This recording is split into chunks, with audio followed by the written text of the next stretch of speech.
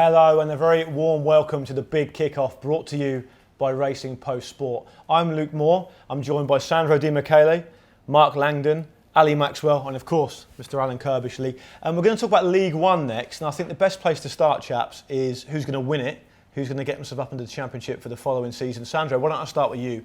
Who is your tip to do well this year? They're at the front of the betting, but they're not the favourites. I wouldn't be getting too close to Sunderland. I think the price of 4-1 is short enough. I really like Peterborough.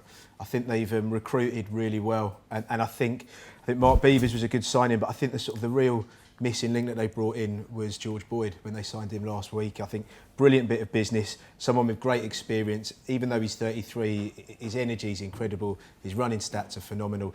And in Ivan Toney and Mo Issa, they've got a really nice partnership with two centre forwards. The biggest concern for them, I think, is going to be keeping hold of Ivan Toney before the window shuts.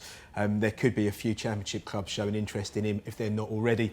But if they can keep hold of Ivan Toney at the 10-1 mark, I think it's a phenomenal each way bet. And with Darren Ferguson back at the club, you know, Steve Evans was there last year, and there were a few things. It didn't feel like everything was joined up, but with Darren Ferguson back there and people like Aaron McLean, who is part of the coaching staff now, I think, and George Boyd back there as well, I think the whole thing just works really well. And at 10-1, they look a cracking each way bet to me, Luke. Alan, you like Peterborough as well, don't you? Yeah, I think that, just missed out last season, and good business been done in the summer. And I'm with yourself in terms of keeping hold of Toney, because they do sell when they get a good enough bid, don't they, Peterborough? So, but I think the squad, and I think what happened to them last season, and with Ferguson there as well, I think they've got a great chance. They're not my favourites to go to win the league, but I do fancy them to go through in the playoffs. Mark, do you have any reason to sort of doubt what the guys are saying about Peterborough? Well, it was only really that we seem to say every year about Peterborough. Their recruitment is usually spot on. They've got a very confident owner who is not shy of sort of putting his opinions out on Twitter. I like it. I'd love my team I support would be brilliant to have an owner like that you can engage with. But I think that if you have a look at sort of their underlying stats last season, the key performance indicators, they were a long way off on sort of the shot stats and stuff like that. So you'd prefer Darren Ferguson to be the owner of your club? Not Darren Ferguson. Darren McAntony to be the owner of the club rather than Daniel Levy? Well, I suppose, no. Thought you might say that. Daniel Levy is one of the best, but in terms of the EFL, I think he's absolutely spot on. He's prepared to spend money, and then, when bids come in, he'll sell. But I prefer Portsmouth to win the league. Now, they're sort of they're around about 7-1. That's double the price of Sunderland.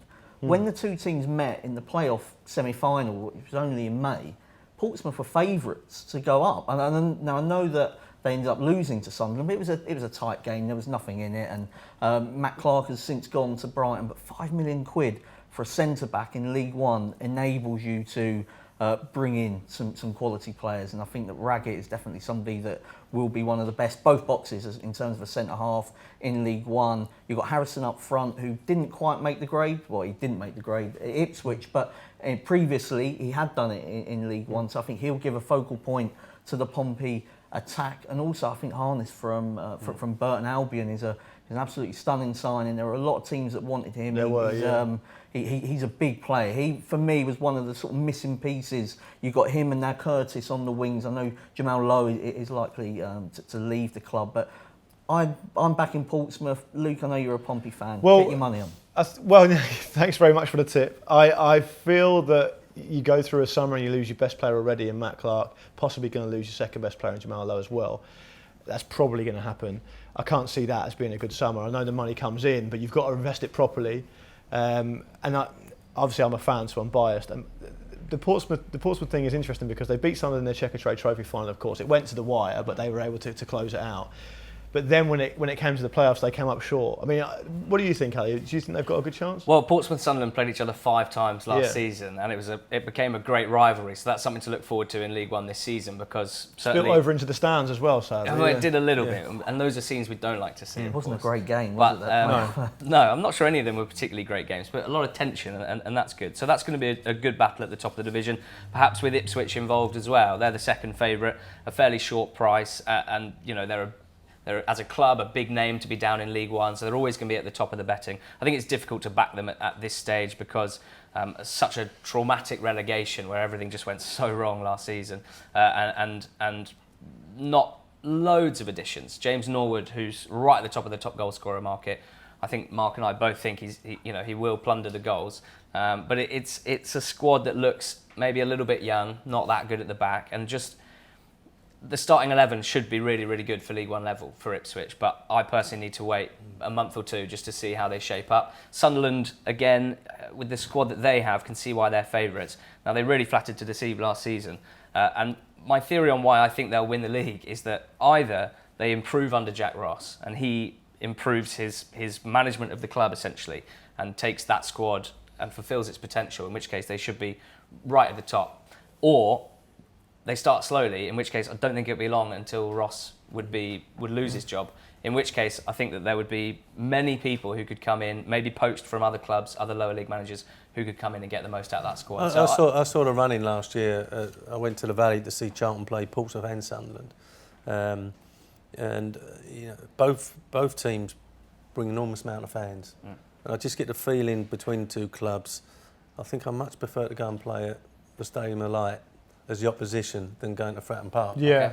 I think that the fans really do get behind Portsmouth. I think it's going to be their year. Kenny Jackett, vastly experienced manager, and it wouldn't bother him too much that he's had to sell, move players on and bring new players in. You need to freshen it up when you get the disappointment of missing out on the playoffs. And I think that Portsmouth are a much better bet than Sunderland. On the Ipswich front, clearly they're near the top of the betting, as Alex mentioned, partly because they were relegated last season. But we saw last season with Stoke, when they came down, they were immediately instilled at the top of the betting for the Championship, and they struggled really badly. Portsmouth have sunk over the years. I mean, how difficult is it to lift the team and get them firing again straight away? I think some of the boys fancy Bradford who've gone down into League Two, and it's very, very difficult. Do you have to have a really good pre-season? Yeah, and I think that make sure that everyone's on board. I think that, you know, you get relegated and some of the players think they're too good for that league and are waiting for someone to come and get them, and hopefully during the pre-season that happens for them.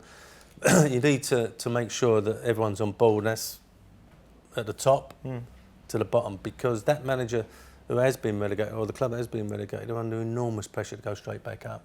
And I mean, I'm not a betting man, not a stats man, but how many teams have got relegated and gone straight back up? And you've seen, as you said there, Stoke come down and installed as favourites to go back up. And didn't work for them. No, it didn't work for them. Nowhere near it. One last thing about Ipswich, I think it's sort of on that topic of getting relegated and how you deal with it. One of the things that was noticeable under Paul Lambert towards the back end of last season, when they were completely doomed in the Championship, was that he was still trying to play a sort of possession-based, attacking, high press, all that sort of thing. It wasn't working at all at Championship level because they were just a very poor team. But I wonder whether that might serve them really well, where now in League One they should have the talent advantage. They should be able to dominate games. So he was treating that as preparation, but basically. I think so, yeah. This is why I'm not sure they do have a talent advantage, because I think they've gone out, they recruited in Championship on League One and League Two salaries. Now they've recruited in League One with League One and League Two salaries. They followed the same model. I'm just not convinced that there's enough quality in that squad to get them back. Just the one thing on that as well, is they've been relegated from the Championship, which, when you look at it, it's Premier League 2 in terms of stadiums and size of clubs. Suddenly you go into League One, and you're not going to these big stadiums, you're not going to these nice pitches, you're going to clubs where you turn up and you can't get your skips in the dressing room. You know, it's a totally different mentality. So they've got to adjust pretty quickly. Absolutely. Because they're not a team who's used to being down at that level. That's the biggest problem, mentally adjusting to what you've got to do to get out of League One. And it's a big away game, isn't it, for every other club in that division? Like the Sunderland situation. It's everyone's Portman cup Road, final when they go to Portman Road. Absolutely. I mean, if you go back to last season in the betting, Ipswich played Accrington in the FA Cup. Accrington were favourites to beat Ipswich. Now, if Ipswich think it's going to be easy, and I know on paper it looks like Ipswich should be favourites to win that game, they were absolutely hated by bookmakers. Their stats were horrendous. Like, they were one of the worst teams to come down from the Championship. Now, whether Paul Lambert can quickly get them going or not, I don't think so. I think this could be a team that's sort of finishing fast. It wouldn't surprise me if, and they've got quite a tricky start as well. It's not sort of like 3 or 4 gimmies at the start of the season.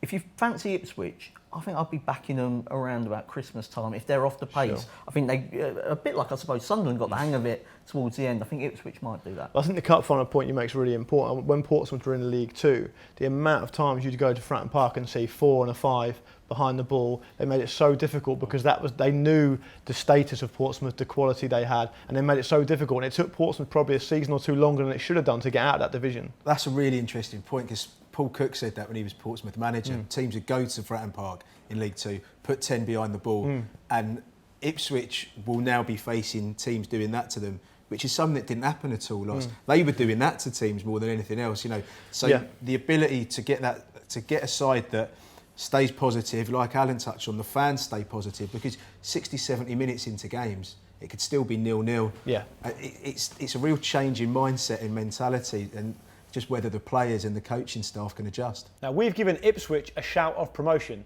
but let's see what Ben Bloom thinks about their upcoming season. The key signing for Ipswich has been James Norwood. He's come in from Tranmere, and yes, I know Ipswich signed from lower divisions last year and it did not work, but they didn't sign the top guy, the top scorer in England, James Norwood. 32 goals, I believe, last season. So they've signed the top guy and they're down a division lower. So we're hoping James Norwood can make a big impact and score the goals to get Ipswich up the table. So Ben thinks playoffs minimum, but why don't you tweet at Racing Post Sport to let us know what you think about the League One playoffs? Let's move on to the to-be promoted market then, so not the team who are going to necessarily win the league. One that's interested me at 7-1 here, interested to get your thoughts on this, guys, is Coventry City. What do you think of that? No, I mean, playing the home games at Birmingham is... Exactly, this is my point. I mean, it's easier to get to maybe than the Rico, even for the Coventry fans, you know, given where the Rico is, one of the hardest stadiums, sort of, isn't it, to sort of access. Yeah. But there's a bad feeling around the whole club, and when you've got to play, I mean, you alluded to my sort of Tottenham allegiance earlier, and Spurs were at Wembley, and absolutely hated every second of that. Speaking of stadiums that are hard to get to, so I mean, like for Coventry to have to go to, you know, and play at St Andrews, no, I don't like that one bit. I mean, they did well last season, but it's something that can spiral out of control, and if I was to bet on them, I'd rather bet on them to be relegated than be promoted, just because of that vibe. I mean, that's where the value is. I mean, I would say mid-table, but I mean, I see. I'm a complete opposite opinion. I think they did their business really early. They have lost. They lost Connor Chaplin recently, but they did their business early. They were just off the playoffs last year, and there's so much negativity around the Rico from Coventry supporters anyway that I don't think going to St Andrews is going to make. But other fans actually going to turn up at St Andrews? I think the ones that do will be in a far more positive state of mind than the ones that turn up at the Rico because of everything that's going on off the field. And I think it's a wonderful surface at St Andrews. I think could really suit them. They're around 28-1 to win the league. I'm not sure I'll be backing them at that price, but I think I might have a little play on the handicap. Al, give us a bit of insight on what it's like as a manager to try and manage the team when all this stuff off the pitch is going on as well. Well, when I played for Charlton, we actually moved from the Valley to Sellers Park, and I'll be honest, it didn't affect the players too much. You know, obviously it affected the fans and it was disastrous, but the players are players. Actually moved to perhaps a better stadium at the time, Sellers Park. Crystal Palace were in the Premier League, I think, and it didn't affect the players whatsoever. We won promotion while being at Sellers really? Park. Okay. Yeah. So I don't think there's going to be a problem for the players. It's the fans. Are they going to turn up? I mean, they went to Northampton for a spell, playing at the Rico when the rugby team's clearly the bigger team, if you like. Of course, yeah. I don't think it's to be a problem for the players, so I won't go down that road. And since Mark Robbins has been in charge, these off-field issues have been present for the last few years. He's used to it, yeah, exactly. And his team have consistently got better, and you wouldn't seem to have been that affected about the off-field affairs. So I'm feeling pretty positive about Coventry. Another sort of similar sort of price, I think, 7-1 would be MK Dons. Now, obviously, this would be a double promotion. They came up from League Two last season, just pipping Mansfield on final day. It's basically looking at their squad and looking at the sort of football that they play. I think that they look really well set. Last season, they started the season very strongly, playing a sort of 3-4-2-1. sort of what Wolves played when they were promoted to the Premier League, what Chelsea played under Conte, that sort of thing. I really like that as a system, and I think they have the personnel to make it work. Good wing backs who can get forward but also drop into a back five. They were really solid defensively until they had some quite key injuries at the back. And I think if you look at the squad, it looks much more like a League One squad than it did a League Two squad last season. So I think there might be one striker signing away in the next 2 weeks from me getting really excited about them. But at the price, I do like him. Mark, I'll come to you next. Any other team? You like MK Dons, do you? No, I like the other team. One of the other teams that came up from League One, Lincoln. I tipped them to in the Racing Post to win League Two last season. Get that one in there. Yeah, I did. Well, they did it doing cartwheels. They were easy winners, you know. So I think they can step up to League One. The Cowley brothers have been phenomenal for even before Lincoln, when they were working in Essex, sort of, you know, in the local clubs there, that they were brilliant. And since they've gone to Lincoln, you know, they've had that amazing FA Cup run. They came up through the National League, then they've gone up through League Two after a season of consolidation in League Two. I don't see any reason why they can't sort of kick on again in League One. But Alan, do you think the gap between League Two and League One's a difficult one to bridge? Well, I keep talking about momentum, Yeah. and if there's any team in the Football League at the moment that's got momentum, it's Lincoln. I actually tip them to get into the playoffs. I don't see them going straight up. I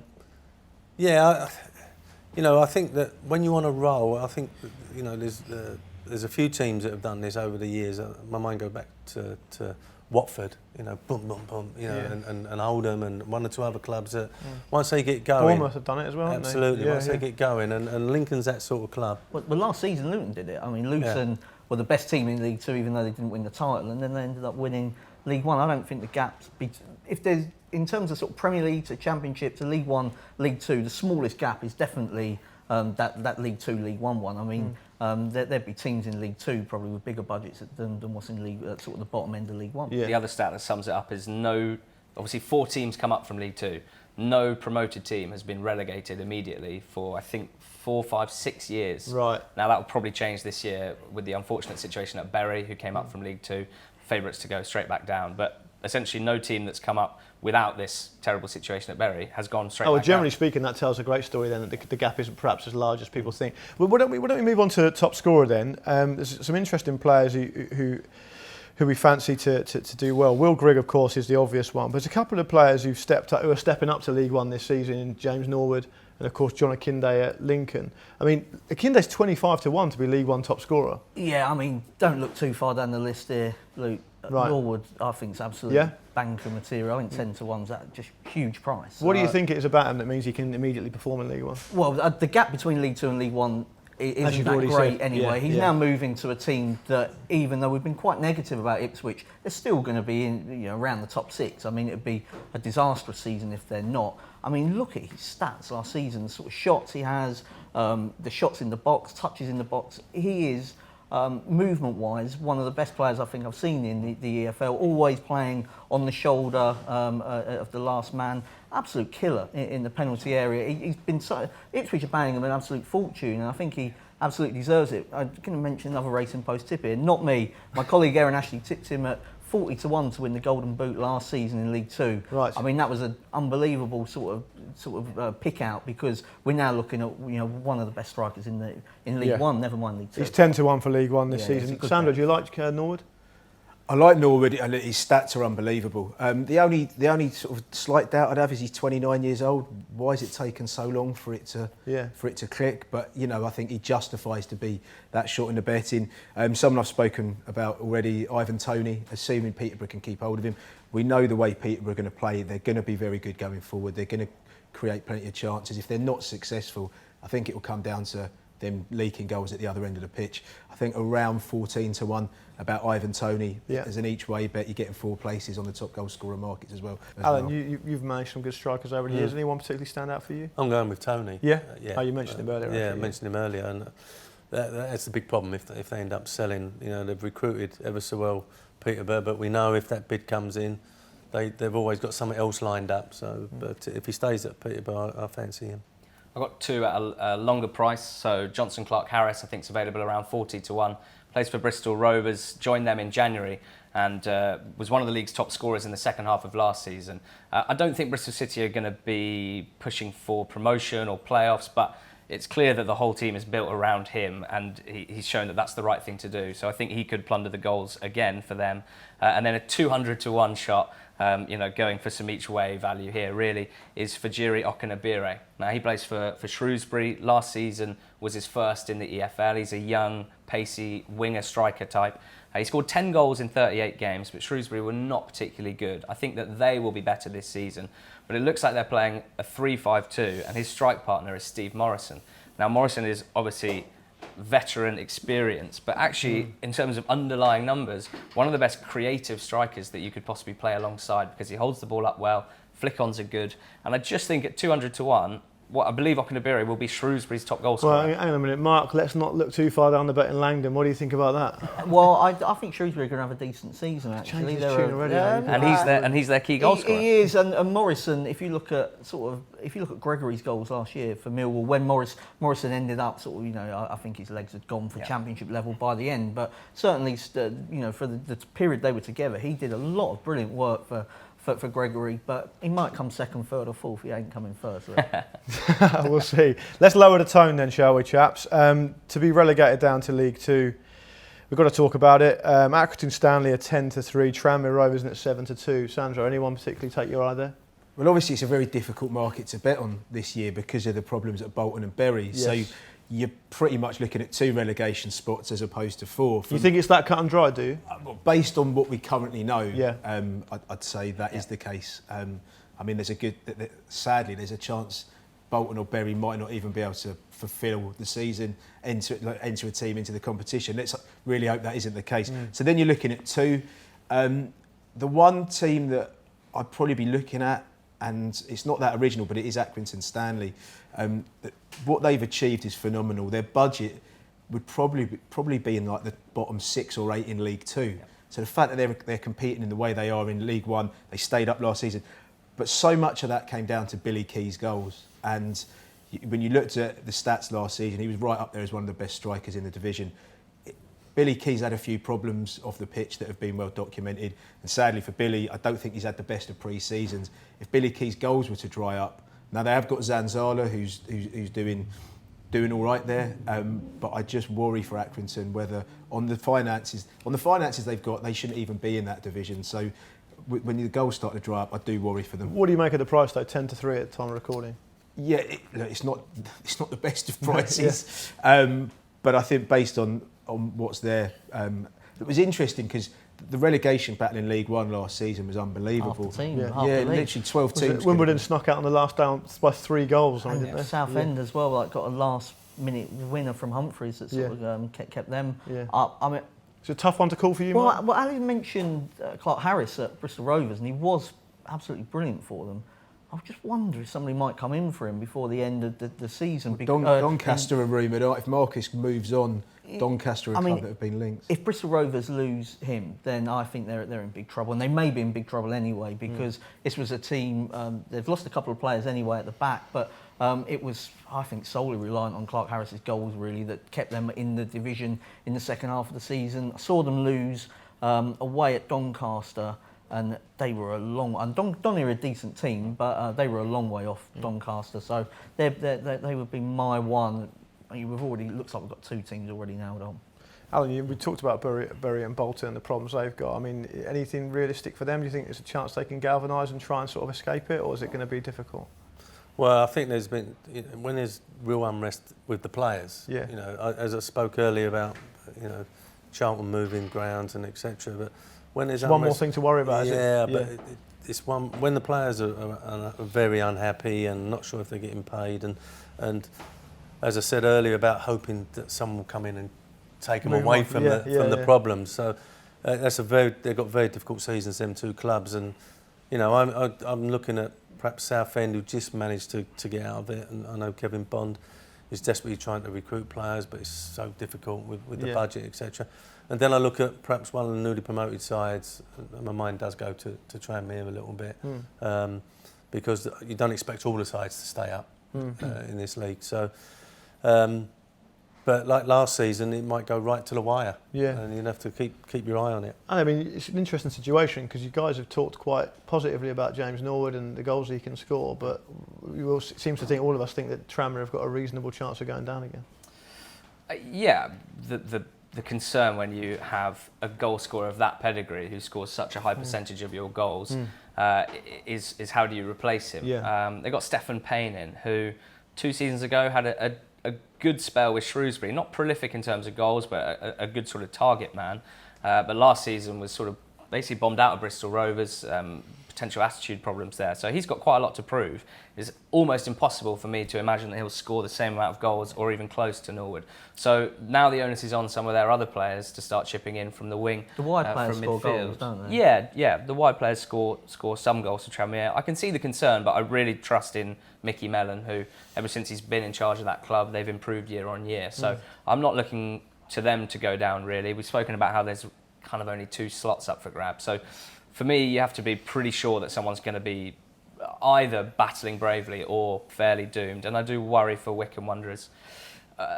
Sandro talked about budgets, and because Wycombe have spent a year or 2 in League One, maybe people forget that they're a fan-owned club, and they're a club that does not generate very much revenue, and they are trying desperately to raise funds while remaining fan-owned. It's a really difficult thing to do, but they feel like they have to do that to keep competing. Gareth Ainsworth has done an unbelievable job there, and staying up was a huge achievement. But if you look at the squad, it's always so thin, and you just think 3 or 4 injuries could be disastrous for them.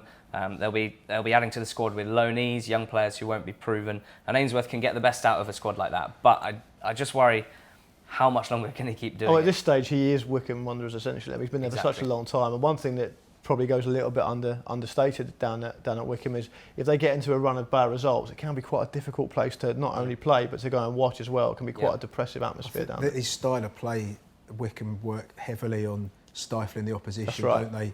Killing the game, controlling the amount of time the ball's out of play to dictate the tempo. That is fine, is it? Until you have to start chasing the game and it becomes a challenge. That's right. I'd spoken to Marcus Bean because I'd been let go by Wycombe, but he has been there for a few years, and I mean he could not speak more highly. Even though he's been let go, he could not speak more highly of the manager. I mean, he just thinks that Ainsworth sort of like a miracle worker. He is. He really is. Yeah. I'm a bit like Jim Bentley in sort of League Two. That's why these kind of guys just seem to be able to get enough. But he's standing between them and relegation, is what you're saying, isn't it? Really? Yeah, exactly. Right. It's interesting that he hasn't had a chance at a higher level, given what he's done with Wycombe. But I think that style of play puts people off, and it must be frustrating for him because I'm sure he would say, if I had more talent, more budget, I would probably put together a team that would look a bit more aesthetically pleasing on the pitch. He probably feels a lot of loyalty there. He's one of the second or third longest serving managers in the league, so he probably feels like it's part of his life as well. Look, it's time to get you all on the record now. All the chutney's over. Let's see what your best bets are, Alan. I'm going to come to you first. Bets. Best bet for the season for League One, please, if you don't mind. I believe you wanted Peterborough to be promoted, did you not? Yeah. Peterborough, I was a bit shocked by the price. Okay. I'm not, to go up for the playoffs. Yeah. But they're my bet because I think that Portsmouth and Sunderland they're going to be far and be away. everybody's favourites. Yeah. So I think going up through the playoffs will be Peterborough. So Peterborough to go up. Sandro, can I come to you next? Yeah, look, I love Peterborough as an each way bet. I think they're brilliant. But I really, as a best bet, I really like Rotherham to finish in the top 6 and make the playoffs. Really? Okay. Paul Warne is an amazing manager and massively underrated. And I think they're happy yo-yoing between League One and the Championship. So Rotherham to make the playoffs for me. Mark? I was going to be Lincoln top promoted club. Ali's put me off with his talking about how great MK Dons are going to be. Yeah. It's got to be James Norwood each way for League One Golden Boot at 10-1. Yeah, and I'm going with MK Dons top 6 finish at 100-30. Thank you very much for that, chaps. Some amazing insight. That was the League One version of the Big Kickoff, brought to you by Racing Post Sport. Download the Racing Post app for free for more football insight every week.